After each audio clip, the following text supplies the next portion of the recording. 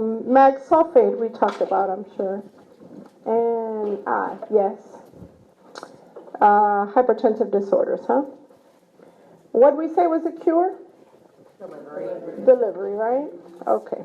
Now, so we said that you can't have HELLP syndrome without preeclampsia. And so if you consider HELLP syndrome as preeclampsia on crack, it's like the extreme. And already now we said there was not a lot of blood flow to the liver, so now the liver is affected. And this is what the patient will have. They will have some epigastric pain in the right side. You do need to write that on that HELLP syndrome handout. Epigastric pain, right upper quadrant. That is where the liver is. And I like how your handout says exactly what HELLP syndrome is. The words will guide you, obviously. The liver enzymes are high. So you have a high AST, ALT, LDH is all high. But your platelets are low. Remember, normal platelets are 150,000 or higher. These platelets are less than 100,000. You do need to write that. If they get less than 25,000, then we get something called DIC, which may be very foreign to to some of you students. But suffice it to say, this is deadly. Up to 36% of women will die from this one.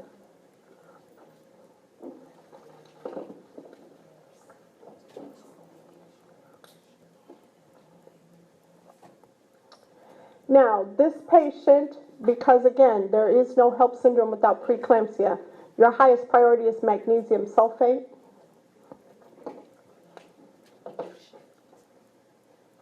Strict bed rest. For all of these conditions, the left side, never ever supine. So the patient's positioned on the left side.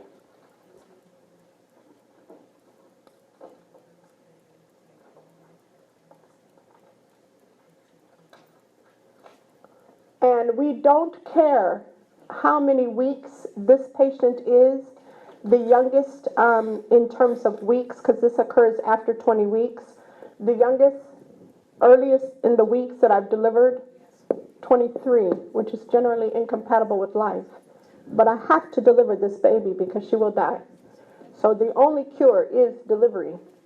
And when it's HELLP syndrome, there's a death risk. There's just such a risk, it's ridiculous. So I have to deliver her. And indeed, her baby did live. But this is usually pretty incompatible. It's like hard to resuscitate this baby. Bad. Okay? Okay? All right, now, so delivery as soon as possible with this patient. And this patient could even have some jaundice because look at the word hemolysis. And remember what that word means. It means destruction of red blood cells. And what we teach in this class is that the word jaundice literally means death of a red blood cell causing a yellow color. Death of red blood cells causing yellowish orange color. Makes sense. I mean, you know. So this patient's bilirubin is high. Okay? That's that.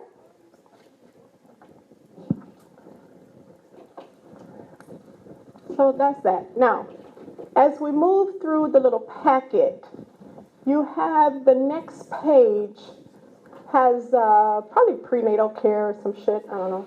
What does it say? Yeah, boom. Okay, we're going to stick around on this page for a little while for the green section of this lecture. It's going to go quick and easy, painless here. If you look at the top on the right-hand side, you see there's a lot of blood work that we do for the patient who gets prenatal care. Let's take the HIV.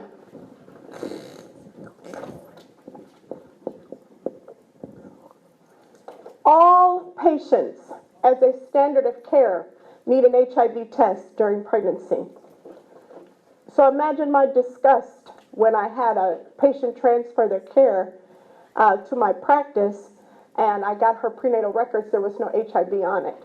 So I thought, oh, that's okay, just a mishap, right? So I called over to the practice that she left, and I said, it's interesting. I don't have an HIV test on this patient. And their comment back to me was, our population's not at risk, which made me sick. Because every sexually active person is at risk.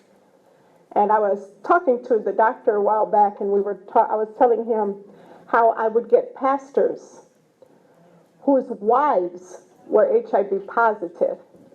And this crap, where you say you're not at risk, is just that. Okay, so the pastor's wife, huh? All right, so you don't want to go and assume. So HIV is every single pregnant lady gets an HIV test, of course. And it's so important because we can start care really early. And the care that we start really early is very effective. Your patient will be on 2 meds. One of them is an old-time favorite. I do want to write it down so that you remember what it is. Zidovudine.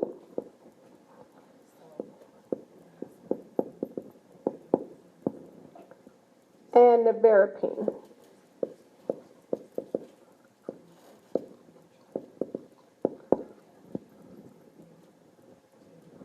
These medications, along with good prenatal care and a viral load less than 1,000, we consider it safe to deliver vaginally, but all of those things must be true. All of those things must be true.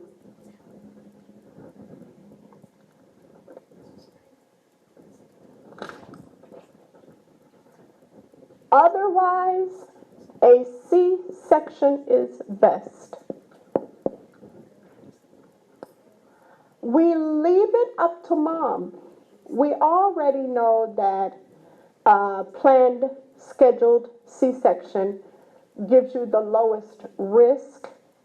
But if all of these things are in action, the risk is exactly the same between a vaginal delivery and a C-section. But every single one of these got to be exactly right. And it's hard to get the viral load less than 1,000. That's the level of infection in the body. It's very low right here. Okay? So ordinarily, you give the patient the options. Now, the patient may say, I don't care what the problem is. I don't want a C-section. That's fine. We understand. It's fine. We're not going to judge. Okay? Babies who have been born in the worst circumstances, where they are HIV positive, do very badly. They show symptoms within the first year, and they have really, really terrible infections from 3 to 5 years of age. So they're sickest between 3 to 5 years of age. They're usually low birth weight.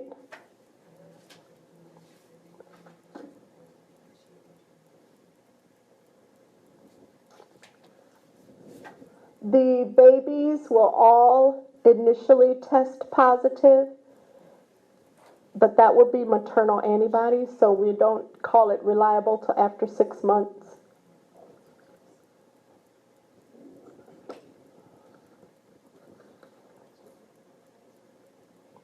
There will be no breastfeeding because this HIV is transmitted through breast milk. No invasive procedures. So here's the deal. I'm not going to break her water, which is called artificial rupture of membranes. I am not going to put an internal fetal monitor on, which is your fetal scalp electrode. So I'm not going to do this fetal scalp electrode or any other monitor that goes inside. I'm not going to do an amnio infusion. I'm not going to do a scalp pH. I am not going to do an amnio. I'm not doing anything, and I'm keeping my hands out of there as much as possible.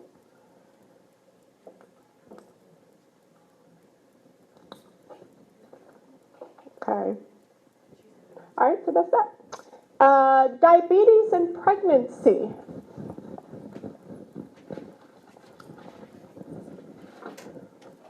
This one you do need a separate piece of paper for. It's a little detailed here.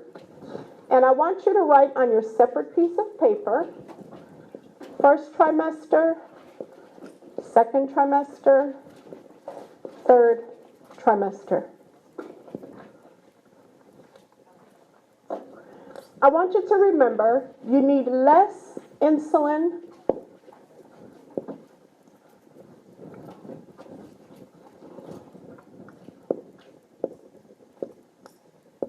during the first trimester. Remember it like this. When a patient is in their first trimester, they're not eating that well. Their baby is utilizing most of the glucose to form body parts because it takes sugar to form healthy body parts.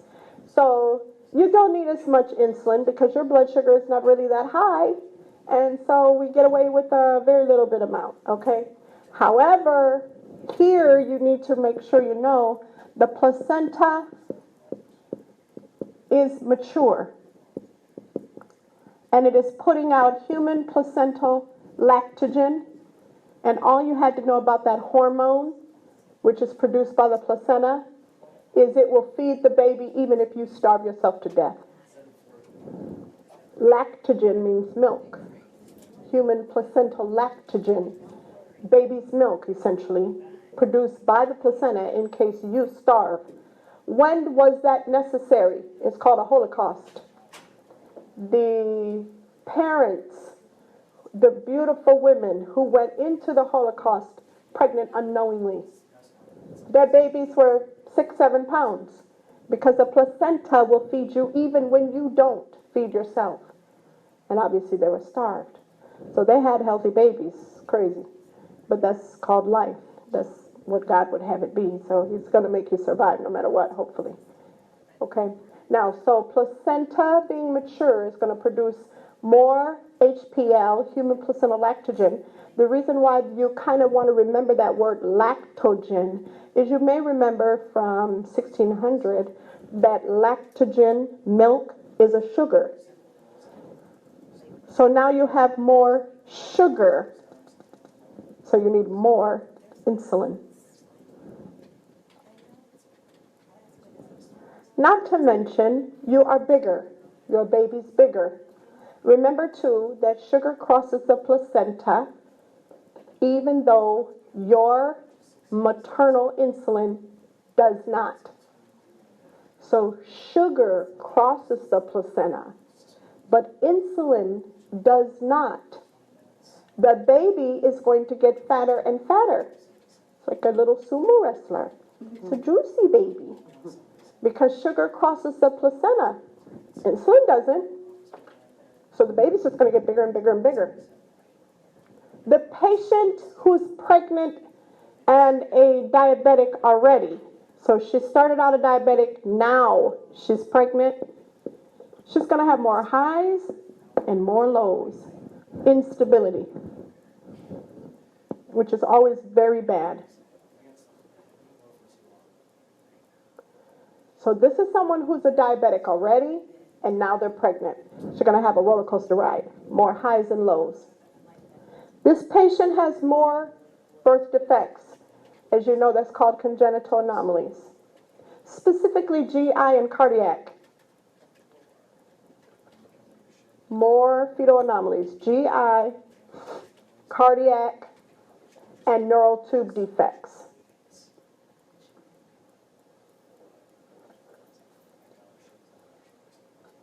They're going to check their blood sugar more often. Again, we're still talking the diabetic who became pregnant. It will accelerate vascular disease.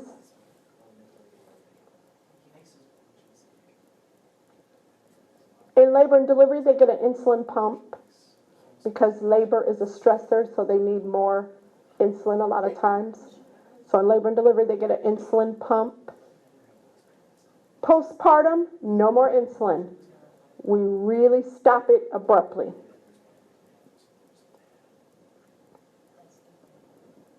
The diabetic is taught from minute 1, 3 meals, 3 snacks, and HS snack is the most important. 3 meals, 3 snacks. The HS snack is the most important to alleviate the roller coaster ride. They're going to get ultrasounds every 3 weeks, NSTs and BPPs every week. That was called what? Antenatal surveillance, right?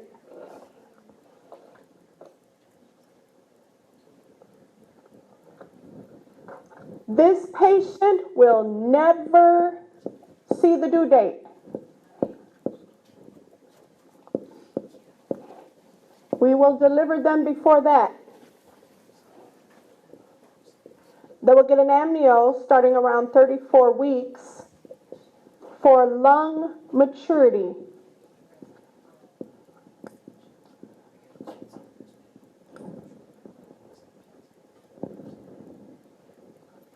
They will get an amnio for lung maturity every week.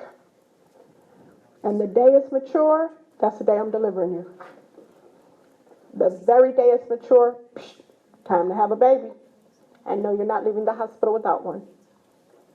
Because this patient is at risk for all kinds of horrifying things.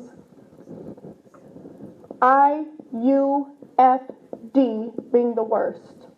Intrauterine fetal demise. Some of us say stillborn.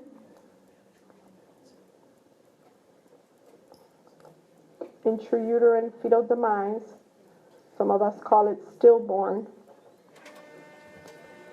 They are at risk for polyhydramnios. We discussed that. They are at risk for hypoglycemia in the newborn. And RDS, respiratory distress syndrome, in the newborn.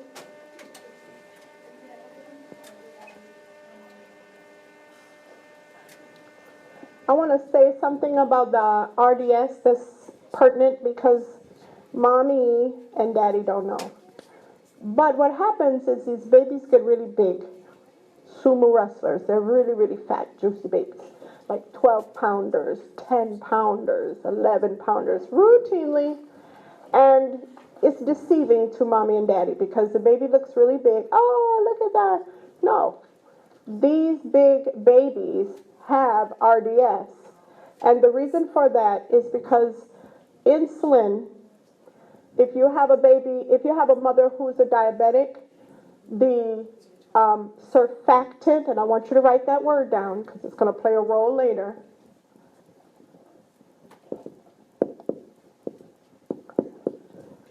Surfactant decreases in the presence of insulin.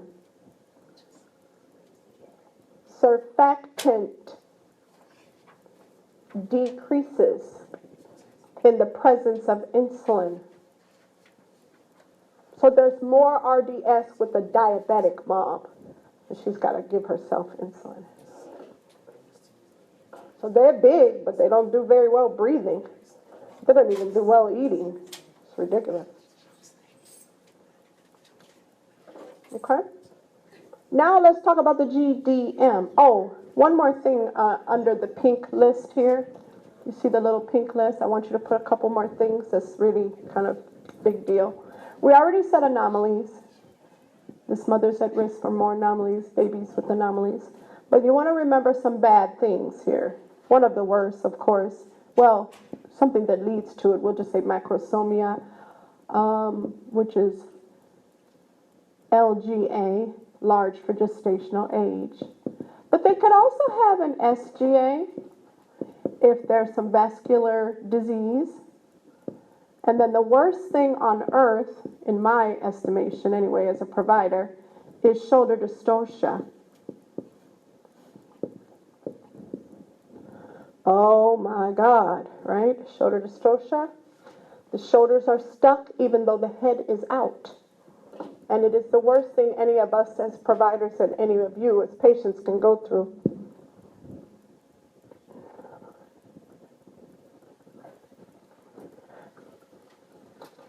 I have had one in my career. It made me want to quit my career. And that baby actually is fine. But I have a colleague, not a friend, just a colleague, who had one, well, she's had more than one, but the last one that she had, the head was stuck on the outside, the shoulders in, as I've already stated. And everything that the nurses and the doctors and everybody did not work. So, as you know, and you probably should write it down, the nurse is going to give suprapubic pressure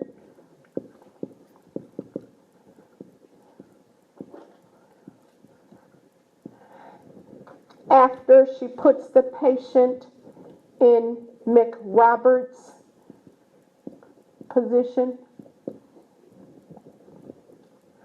So McRoberts position is her knees way back on her shoulders. So you're pushing her knees into her shoulders to open the pelvis up. You are taking your fist and you get up on top of a step stool. You literally get up on a step stool and you take your fist and you shove it down on her pelvic, behind her pubic bone, suprapubic, behind her pubic bone. You're trying to take your fist and shove her baby's shoulder down and out. You're trying to shove it down so I can pull it out. This did not work. That did not work. Now the only and of course, even though it doesn't really do much, you still need to do it. The OB is going to do an episiotomy, praying somehow that'll help. It never does. So all this shit was done. It still didn't work. This colleague that I have had to push the baby back up, which is called a corkscrew maneuver. Push the baby back up and cut it out. And it, of course, had died in all of this hot mess. She has never delivered another baby. She lost her career on that delivery. That's what happens. So it's not good. Okay, so the diabetic is very high risk. Very. You can have a shoulder dystocia without being a diabetic. Okay, so that's that. Now, that was all the diabetic. Now let's play a little bit with gestational diabetes, which is different. Here, you entered the pregnancy fine. And now we are doing a test at 24 to 28 weeks. So from 24 to 28 weeks, you get something called a 1-hour glucose challenge test with 50 grams. And we check your blood sugar after an hour.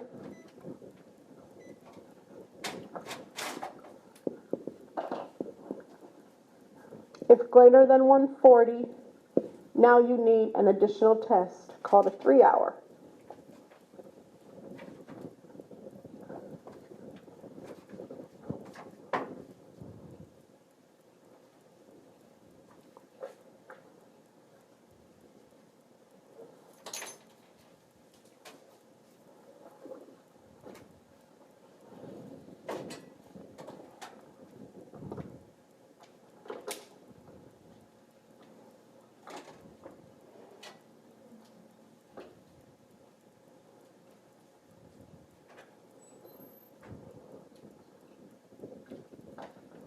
So the 3-hour, and I do not want you to spaz out and try to remember these numbers, but I do want you to understand the principle. The 3-hour oral glucose tolerance test is done with 100 grams. Remember, that's double what the other one was.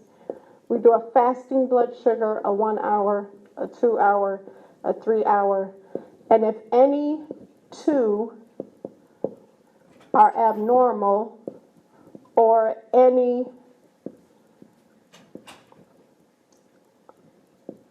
1 is greater than or equal to 200, then you are a gestational diabetic.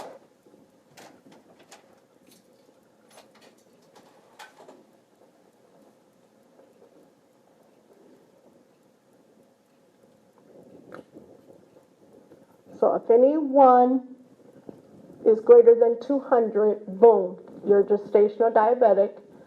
Or if any 2 are abnormal. And no, you do not need to remember those damn numbers. There's numbers for each of these. You don't have to know that. Now, so if we are a gestational diabetic, you need to put in your notes, most are diet controlled. Most of those patients are diet controlled. They do really well with diet control. We do have some rules. No pop, no juice from concentrate.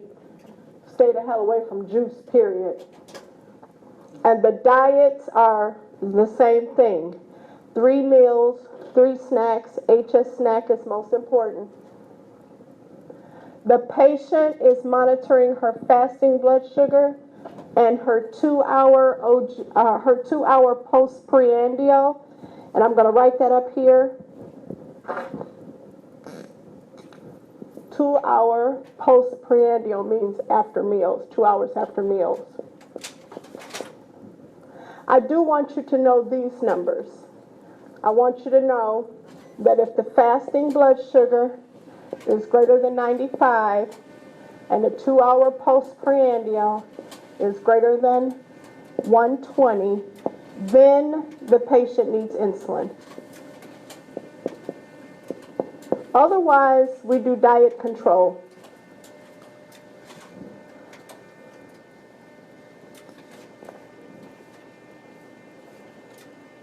Okay.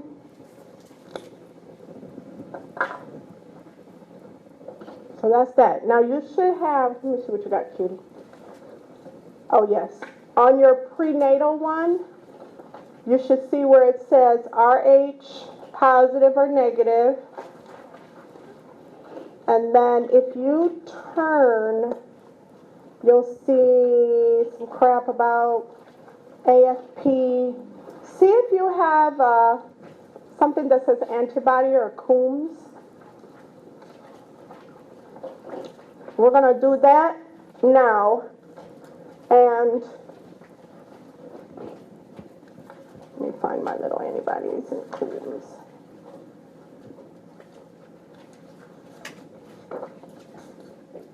I'm going to put some information on here also about ROGAM, just to help you understand it better.